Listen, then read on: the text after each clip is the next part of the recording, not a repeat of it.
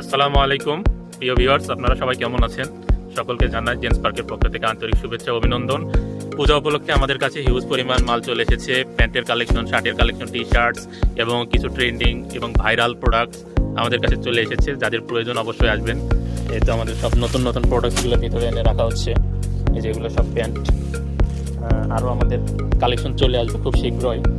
একটি বস্তা ইতিমধ্যে আমরা পেয়েছি, আরও কিছু আছে, সেগুলো চলে আসবে। এগুলো সব প্যান্ট বের করা হচ্ছে।